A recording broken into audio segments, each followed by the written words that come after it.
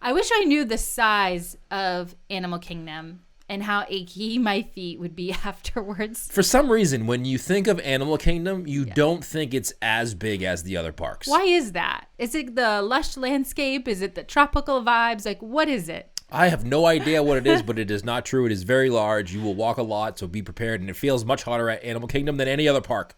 It's always much hotter, and I know they do that on purpose to really get you in that mood. Right? I think it's similar to the feel you get at the World Showcase, where it's like an oval and there's no walking across. Yeah. You got to go all the way around. You really got to hike and work for it, right? Yeah, you go, like we've been to Animal Kingdom many times, and you know, you guys will be in Pandora and we get off of Everest and we're like, oh, we got to walk all the way over to Pandora. It feels like it's so far away. So far. Or people that message us and ask us what we would do for rope drop. And some people decide to go all the way to the safari, which is so far in the back. And it's like, how do you even do that? And then be able to continue with the rest of your day. I'd be wiped. I don't know if I'm just lazy or maybe you think the best thing to do is just kind of slow your roll when you go to the Animal Kingdom and don't try to run from attraction to attraction, because that'll run you right out of the park. Yeah, get right. I agree. And really take in the atmosphere, really slow down. I think that's when we really truly fell in love with Animal Kingdom. Yes, for sure. Next one. And it's hard, right? Yeah. Sorry to interrupt you, but it's hard because you're there. Maybe it's your first trip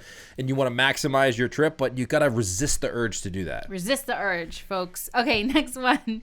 Never do parks back to back. Now, that goes with the whole my feet would hurt afterwards type of thing. I didn't realize how hard it would be to go from Magic Kingdom to Epcot, from Animal Kingdom to Epcot. I think the only exception here would be visiting Hollywood Studios, because Hollywood Studios is not very big. No, it's even with Star Wars Land there and Toy Story Land, it's still feels like the smallest park, and I think it is the smallest park. It doesn't do what the other parks do to my body, but certainly I think not scheduling parks back to back really, really helps. And you kind of have to remind ourselves this, because a lot of times we go down for a short period and we want to see all 4 parks, so we really try to cram them in. And by the 3rd day, it's almost a blur. Like, especially if you're new.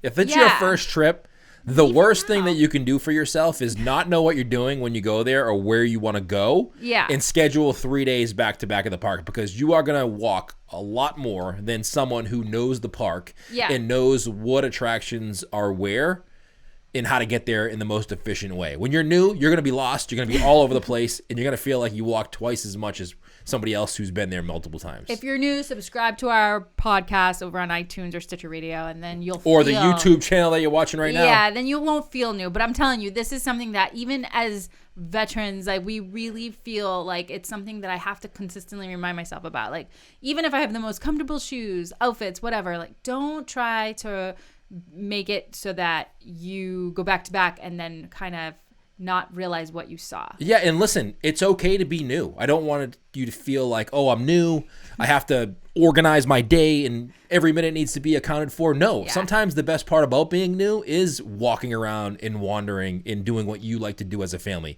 So you're not new? Just don't overextend yourself and try to do that 3 days in a row. Got it. Okay. Good advice. Good solid advice there, Bruce. I like it. I love it when you can chime in. Thanks for thanking me. You're welcome. Okay.